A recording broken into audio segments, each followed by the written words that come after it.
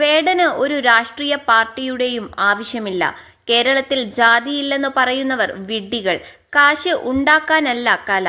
ശബ്ദമില്ലാത്തവരുടെ ശബ്ദമാണ് വേടൻ. ഈണത്തിന്റെയും ആലാപനത്തിന്റെയും സൗകുമാര്യത്തിനപ്പുറം നൂറ്റാണ്ടുകളായി നിലനിൽക്കുന്ന അനീതികൾക്കെതിരെയുള്ള പോരാട്ടമായിരുന്നു വേടന്റെ വരികൾ. പലരും ഉള്ളിൽ സൂക്ഷിച്ച കലഹത്തിന്റെയും പ്രതിഷേധത്തിന്റെയും സ്വരമായി വേടൻ മാറി. അനുഭവങ്ങളുടെ തീച്ചൂളയിൽ നിന്ന് ഊതിക്കാച്ചിയെടുത്ത ആ വരികൾക്ക് മികച്ച ഗാനരചയിതാവാകാനുള്ള പുരസ്കാരം നൽകി സംസ്ഥാനം ആദരിച്ചു. പിന്നാലെ പുരസ്കാരത്തിന് വേടൻ അർഹനല്ല എന്ന തരത്തിലുള്ള വിമർശനങ്ങളും ഉയർന്നു. പുരസ്കാര നേട്ടത്തെക്കുറിച്ചും ഉയർച്ച താഴ്ചകൾ നിറഞ്ഞ സംഗീത യാത്രയെക്കുറിച്ചും മനോരമ ഓൺലൈനുമായി സംസാരിക്കുകയാണ് വേടനെന്ന ഹിരൺദാസ് മുരളി. അതുകൊണ്ട് തന്നെ ഇത്രയധികം ആഘോഷിക്കപ്പെടുന്നതിൽ സന്തോഷമുണ്ട്. ഇപ്പോൾ എത്തി നിൽക്കുന്ന നിലയിൽ എപ്പോഴെങ്കിലും എത്തുമെന്ന് പ്രതീക്ഷിച്ചിരുന്നില്ല. അതിൽ എനിക്ക് നന്ദിയുണ്ട്. വോയിസ് ഓഫ് വോയിസ്ലെസ് പ്രതീക്ഷിച്ചതിലും വലിയ റീച്ചുണ്ടാക്കി. അതിനുശേഷം കൂലിപ്പണിക്ക് പോകുമ്പോൾ നീ ആ പാട്ടുകാരനല്ലേ എന്ന് ആളുകൾ ചോദിച്ചു തുടങ്ങി.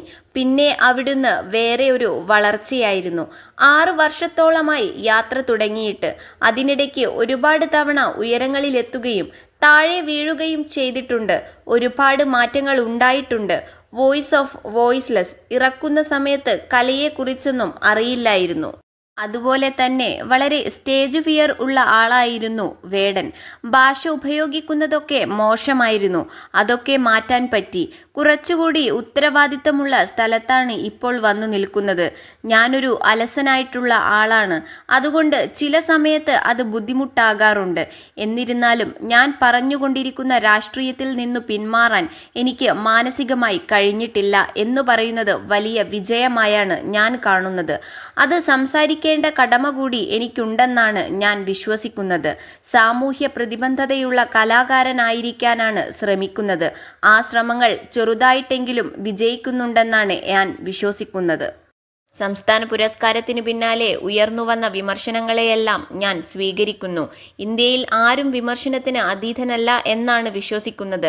പഴയകാല കവി ജാമ്പവാന്മാരുമായിട്ട് എന്നെ അളക്കുന്നതാണ് എന്നെ വിഷമിപ്പിക്കുന്നത്. ഒരുപാട് കാലമായിട്ട് സംഗീതവും സിനിമയും ഒക്കെ മാറിയിരിക്കുന്നു. അതിൻ്റെ ഭാഗമായിട്ടേ പുരസ്കാരത്തിന് കാണുന്നുള്ളൂ. അല്ലാതെ ഏതെങ്കിലും രാഷ്ട്രീയ കളിയുടെ ഭാഗമായിട്ടെന്നാണ് വിശ്വസിക്കുന്നില്ല. കേരളത്തിലെ ഒരു രാഷ്ട്രീയ പാർട്ടിക്കും വേടനെ ആവശ്യമുണ്ടെന്ന് ഞാൻ വിശ്വസിക്കുന്നില്ല. കുഞ്ഞുമക്കൾ വരെ എൻ്റെ പാട്ട് ഏറ്റുപാടുന്നത് അത് താളാത്മകമായതുകൊണ്ടാണ്. അതിൻ്റെ ക്രെഡിറ്റ് സംഗീത സംവിധായകർക്കും നിർമ്മാതാക്കൾക്കുമുള്ളതാണ്. നീർനിലങ്ങളിൽ അടിമയാര് ഉടമയാര് എന്ന് പറയുമ്പോൾ അവർക്കത് മനസ്സിലാകണമെന്നില്ല. ഒരിക്കൽ അവർക്കതിൻ്റെ അർത്ഥം മനസ്സിലാകും എന്നാണ് ഞാൻ വിശ്വസിക്കുന്നത്.